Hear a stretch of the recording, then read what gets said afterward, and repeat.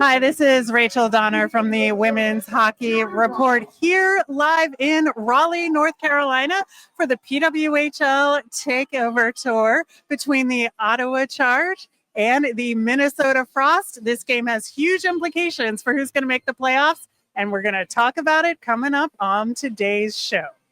This is the Women's Hockey Report presented by Locked On NHL, your weekly look at the world of women's hockey. From the PWHL to the international stage, it's the Women's Hockey Report on the Locked On Podcast Network. Your team every day. Welcome to a special edition of the Women's Hockey Report, where Rachel Donner and I are here live at the PWHL Takeover Tour in Raleigh, North Carolina.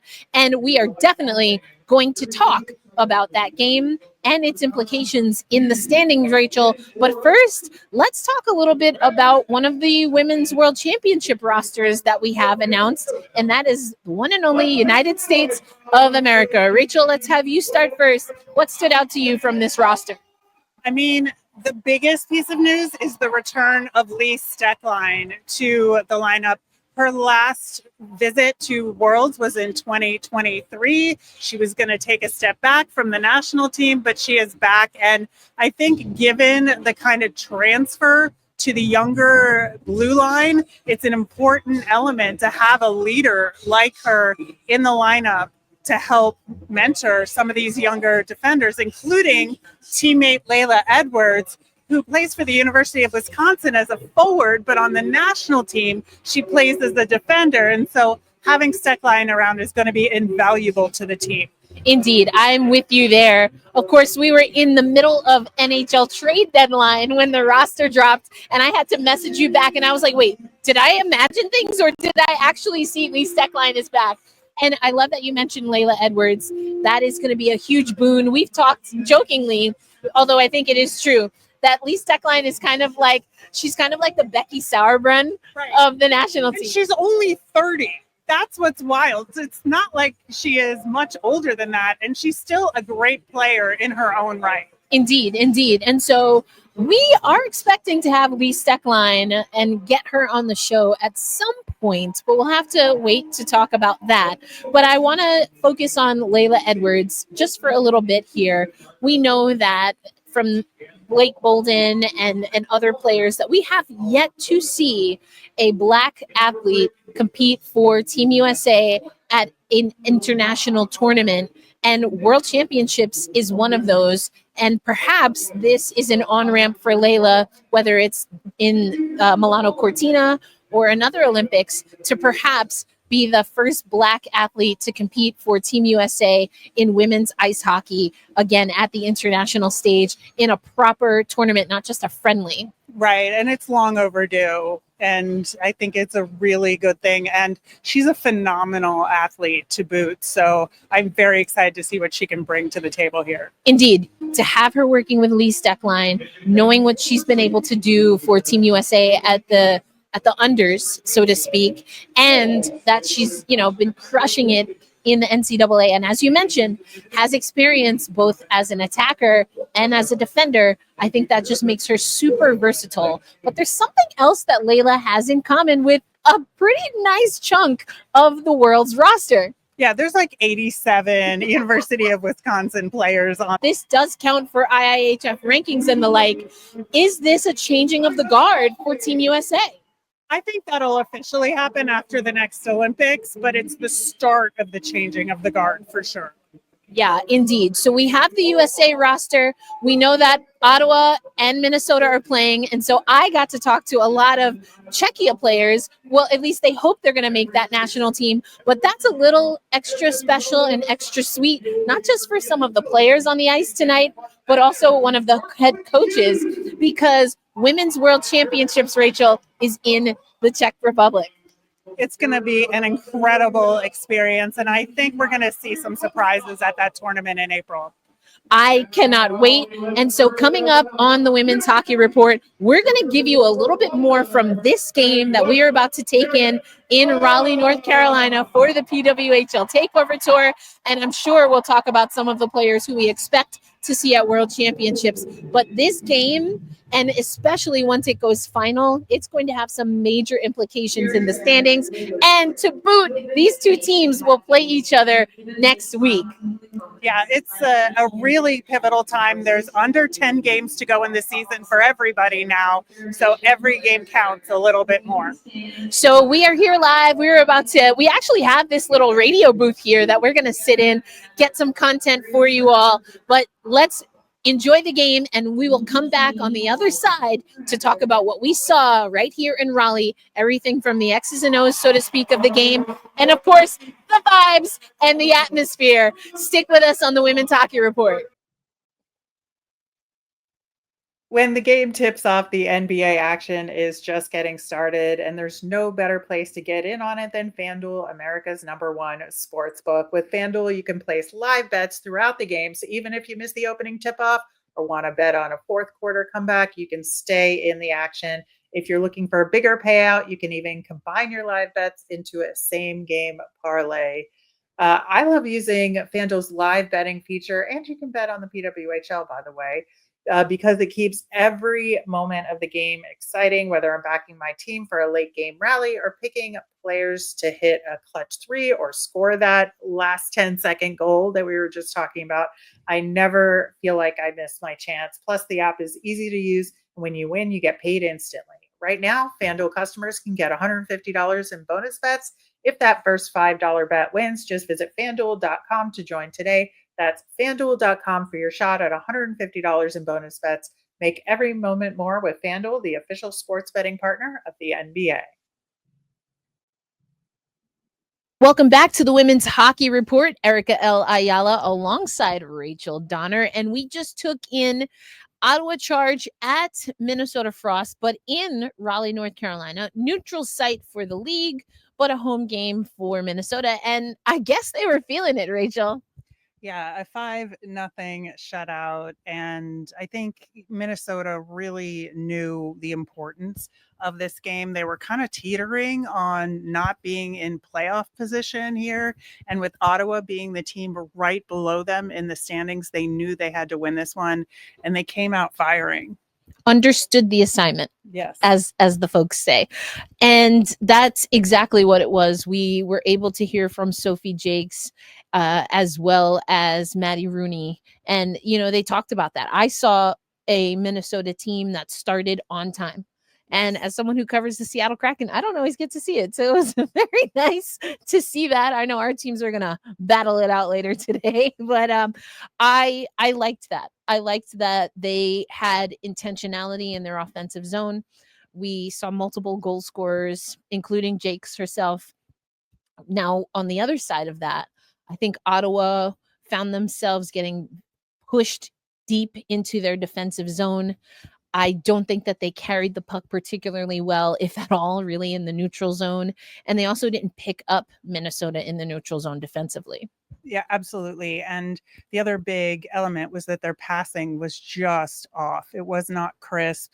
It was not intentional. And Minnesota was able to get sticks in there really easily to turn the puck around and head the other direction on the ice. And you actually asked some of the Minnesota players and coaching staff that. So let's hear what they had to say about the active sticks. Yeah, we definitely want to be, we want to defend well. We want to be patient when they have the puck because they're going to make plays. They're going to get opportunities. Obviously, it's great when you have great goaltending. But like you said, we had a lot of good angles, a lot of good sticks to be able to get tips on pucks. And, we can do that. We can turn it. And we know our offense can usually take care of business. If we can get on the offense and turn pucks over, that's kind of where we're looking to play to, kind of counterattack and get on the offense. And another thing, we were able to catch up with Tereza Vanišová. And that was a hard interview to get, but we got it because we love the work that we do for the Women's Hockey Report. But to your point, about Ottawa. We heard Vanišová say that they really just didn't stick to their assignment. Let's hear what she had to say, and apologize for the lighting. It was a very dark, strange, narrow hallway. So, we were able to catch up with Vanišová. Here's what she had to say about the game, but make sure you stick around to hear what she had to say about not just her fight, but fighting overall in hockey. What made it a little difficult out there today? I think we just didn't play our game, and we didn't stick our game plan. Basically, like the puck was like bouncing off of our sticks, and like we couldn't even make a passes to tape.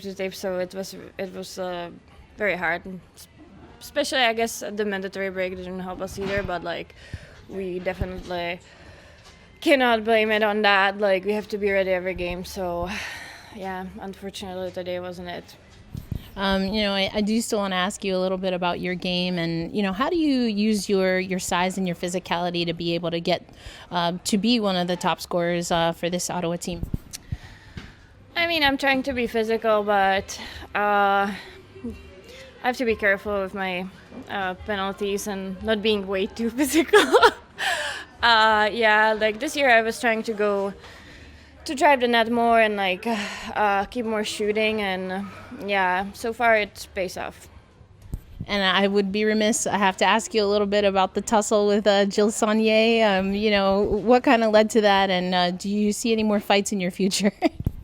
Oh, no. Especially after they announced that there is a fine and misconduct for 3 games, I believe, or something like that. So no more fighting, but I know the fans loved it, so that's kind of like, tough. But I mean, the fight was, it was just, I just hate the cross checks from behind. I hate when people use the sticks way too much, and like that got me seared a little bit. But we were laughing afterwards with Saunier, so like we were fine. I think it was a good for the league. For the record, our podcast was on your side. We probably would have thrown the gloves as well. Yeah, I mean, everyone keeps saying like, oh, you guys should throw the gloves off and like take your helmets off. I'm like, first, there is no time for that, and second, I'm not punching the cage with my with no glove on, so that's no go for me. I'm with you there. Tereza, thanks for your time. Thank you.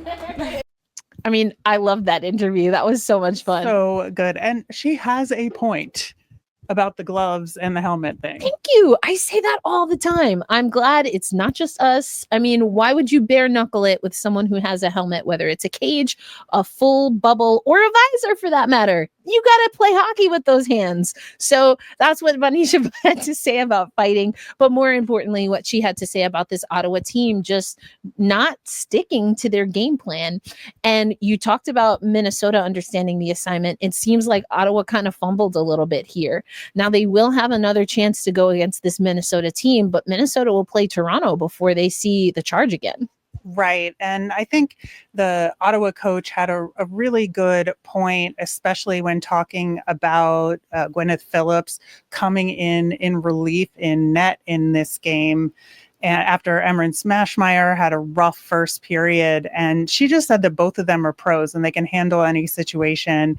And I think that's absolutely the case. And I don't think it'll matter which one of them is in net next time around. And that because of a little bit of the positive turnaround in the third period that Ottawa had, didn't get on the board, but definitely got a lot more shots on target that time around, that they should be able to carry that over into the next game. Yeah, indeed. We also, heard Carla McLeod talk about, that this wasn't their best outing, but on the more positive side, we did get to hear from Gwyneth Phillips. In particular, we got to hear about her getting a call up to the national team. So let's head over to that clip.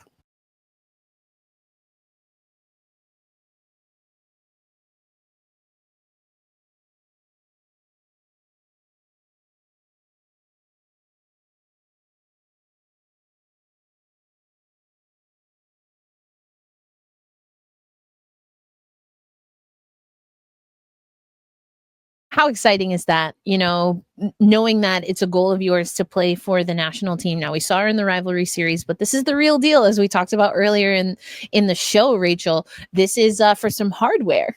It is. And I do not envy the USA coaching staff in terms of picking who's going to be in net during this tournament, because they have 3 top flight goaltenders. And we saw a lot from Gwyneth Phillips in the second and third period in this game that prove why she deserves it, stopping several point blank shots. And she knows really well when to come out of the net and when to stay back. And her side to side movement, I think, has gotten a lot better over the last year or so. So it's going to be a really tough Team USA to beat in net. It certainly is. And as we've alluded to, there are also some other players that we are expecting to see on national teams that played in this contest, Ottawa and Minnesota, including Emrance Mashmeyer. Not her night tonight. We won't see Maddie Rooney, who did get a shutout and had a really fantastic save late in the game. She did. And to me, it was almost kind of a revenge game for her. You don't name her to the national team, and she puts on a performance like she did. It's like, put some respect on my name. Exactly.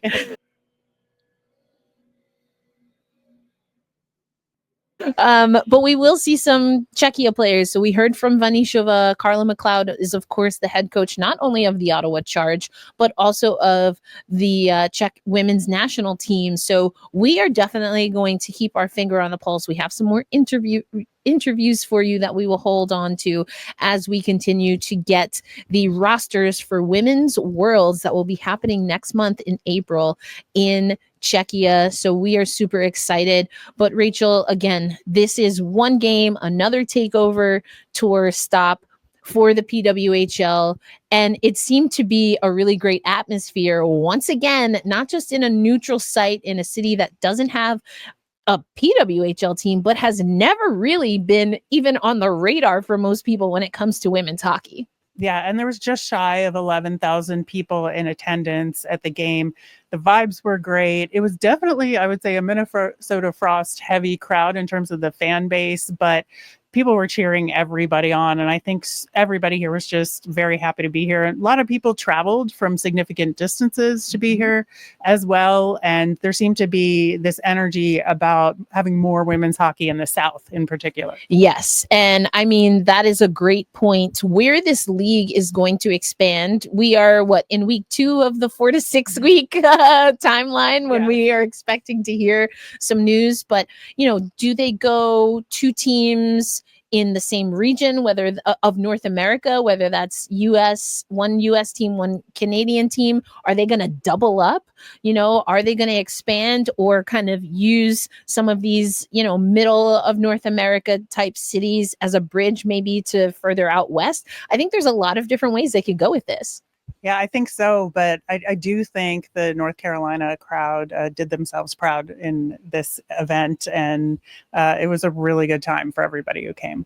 Let's go NC Raise Up. That's right. Proud Elon University alumni right here. It was so great to be back in North Carolina. We sang Pink Pony Club right here in our little booth. We did. It was a good time. It was a good time. Cheer wine was had, at least on my end. You've got some coming. I do. I'm very excited for that. I mean, Waffle House, cookout, all of these things. If you don't know what we're talking about, all the more reason the PWHL needs to come to the South, but maybe particularly North Carolina. Got to catch up with some colleagues. Lindsay Gibbs, shout out to Lindsay Gibbs and the Burn It All Down crew. And from Power Plays as well. That's right. Absolutely. Power Plays, if you're not subscribed, go ahead and do it. Is doubling up ACC women's basketball tournament also here in North Carolina. So go follow Lindsay Gibbs. We'll put some stuff in the show notes. But overall, I'm glad we were able to be here. The Women's Hockey Report, our first official trip as a full podcast. Yeah, it was great to be together in person to cover this game, talk to the players, and be able to do this episode in the same room. I know. It's exciting. All right, Rachel, we this is a little bit of a different format because we are here boots on the ground. That being said, do you have a game that you want to keep eyes on or that you think our fans should keep eyes on? And why is it Ottawa, Minnesota again? It is obviously Ottawa, Minnesota again. I think, we talked to the Minnesota Frost coach about the number of games left in the season, less than 10 for everybody now, and that it's now playoff mode. I've started to mention it. Usually I don't like to talk about playoffs until we get to playoffs, but I mean, the fact is we're in playoff mode now. We need to pay attention to our details. They matter. You do little things well, you end up on the right side of pucks. Usually good things happen for you. So I think we did a lot of that tonight, and we're just going to have to continue because, like you said, the league is so tight. I mean, we're going to have to play well in these last 8 games to get ourselves into the playoffs, and then obviously carry it forward from there. But right now, our focus is just on getting as many points as we can between now and the end of our 8 games here. I think that it's just every single game counts more and more now. So it's almost like every game is the game of the week leading up to the playoffs. Indeed. And as we've mentioned, leading into this game, it's even more prominent for Ottawa, I would say, to see if they can get a bounce back. Minnesota's got to like where they are at, but they know that they have to play a Toronto team that has been surging. Natalie Spooner with a brace the other night. She did. And brace is my favorite term in sports. So I'm so glad you used it. I didn't even know that, but now I know. So, yeah, I think, her getting on the board in her return to Toronto was huge this week. I think, Boston still has a lot to prove. So there's a lot of really exciting games coming up, and they all mean a lot. Indeed. And, ooh, New York, you in danger, girl. My hometown team. Although we have mentioned that they are definitely in danger of being the first team eliminated. However, that also means that they are in a great position to be the team that has the best chances at the number 1 draft. Yes, and there's all those Wisconsin players we talked about that might be available for them. So I'm very curious to see. We do know that there are scouts in the PWHL. So outside of the coaching staff that we see on the bench and with the team, there are other members of each team, and we're hoping that we will have one of those or have one of the scouts on a special bonus podcast episode. So stay tuned for that, because in addition to this person having ties to North Carolina, they also maybe can give us a little insight on what the game plan is when it comes to World Championships, and knowing, to your point, that there is going to be some college talent. But even before we get to World Championships, Rachel, of course, we have the Frozen Four and the NCAA tournament. The Frozen Four will be in Minnesota. We talked to Kendall Coyne Schofield about that on the show. So there's a real opportunity here now that these women's hockey teams, in a way, honestly, that I've never known them to be, have more staff. And so you don't have to have a head coach while they're in the middle of a season also looking to scout. You have dedicated staff to do that. So I'm really looking forward to hearing a little bit more about that, learning the process about that, because it's an exciting time in the calendar, certainly for the PWHL. Yes, and for women's hockey as a whole. So we're looking forward to covering all of that and seeing how all of it converges, especially at Worlds. Absolutely. If you are not already, make sure you subscribe to Locked On NHL, because that is the channel that is the home of the Women's Hockey Report that comes to you every Saturday morning. Rachel Donner, also your co-host of Locked On Flyers. I'm Erica L. Ayala, your host of Locked On Kraken. We are so grateful for those who are commenting, for those who said hello to us while we were here, boots on the ground. And so again, we want to continue to have this show grow. There's so much happening in women's hockey, and it starts with you. Trade deadline coming up. That's right, which was pushed back. We talked about that because of what might be happening with expansion. So yes, so much more to talk about, and we're going to do it right here on the Women's Hockey Report. And we're going to have, again, some awesome guests, special guests join us along the journey. But for Rachel Donner, Erica L. Ayala, you have been watching the Women's Hockey Report. Don't forget to subscribe anywhere that you watch YouTube. Well, there's only just the one place. So subscribe on YouTube and make sure you also subscribe anywhere that you listen to audio podcasts. All right, women's hockey fans, enjoy the games for the upcoming week, and we will catch you next Saturday. Peace out, everybody. North Carolina, raise up. Let's go.